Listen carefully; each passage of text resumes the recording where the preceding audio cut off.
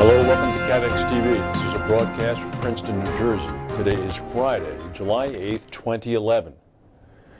Another earthquake has struck Japan, this in the Fukushima region, just where the March 11th quake struck, which caused so much devastation. Today's quake was a 5.6 on the Richter scale. It struck Honshu at about 3:35 a.m. this morning. No immediate damage or casualties were reported from the quake. No tsunami watch was immediately issued. The epicenter of the quake was about 50 miles southeast of the Fukushima nuclear power plant in Honshu. The quake was about 28 miles deep. In China, flooding has resulted in an economic impact of $5.4 billion during the month of June alone. This is according to Aon Benfield's monthly catastrophe study. An estimated 37 million Chinese were affected by the flooding.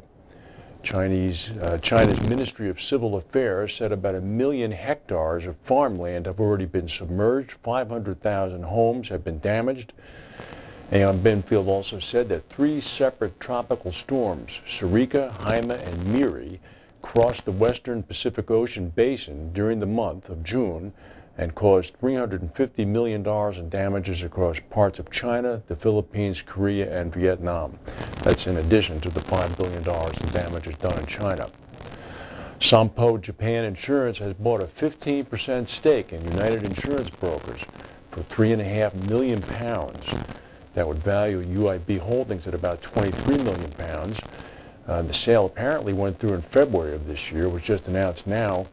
United Insurance Brokers' limited profit slipped 65% to £500,000 in 2010 from £1.5 million in 2009. UIB would not comment. Sompo said the money will be used to fuel expansion at UIB.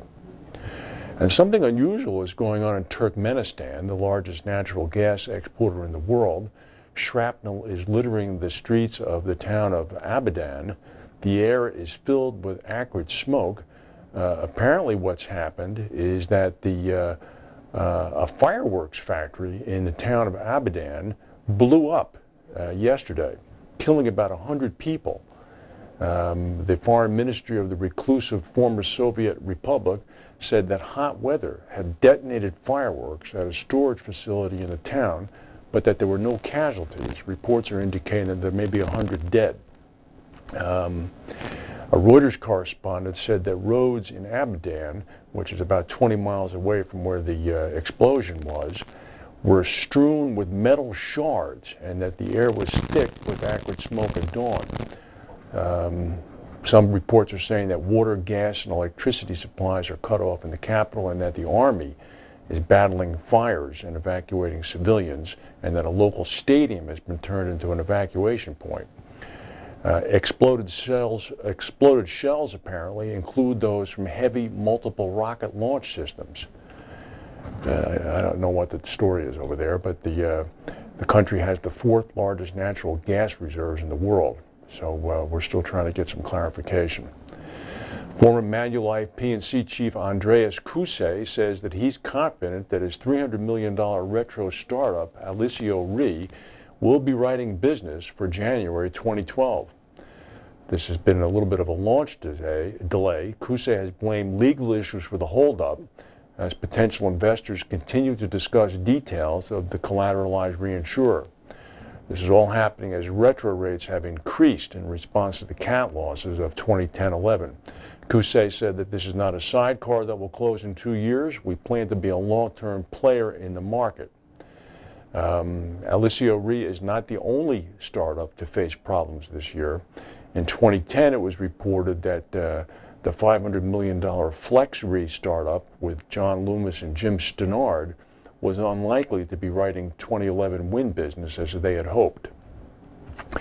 In Karachi, a city of 18 million people in Pakistan, police have been ordered to shoot on sight after more than 60 people have been killed in street violence in the last 3 days. Police have issued orders to shoot anyone involved in violence on the spot. The Pakistani Prime Minister Gilani appealed for peace on Friday. Yesterday, at least 10 passengers were killed and 20 injured when armed men opened fire on 2 municipal buses in Karachi. The fresh wave of violence began earlier in the week. And even though the unemployment rate in the United States ticked up to 9.2% today, Warren Buffett is saying that American employment will eventually surge with the rebound of the housing market. Buffett said, "We will come back big time on unemployment when residential construction comes back." He told this to Bloomberg TV this morning. He said that the unemployment rate will drop to 6% within a few years. Buffett said jobs come with demand.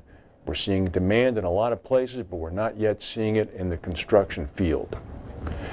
From your lips, Mr. Buffett, to God's ears. Let's hope that happens soon.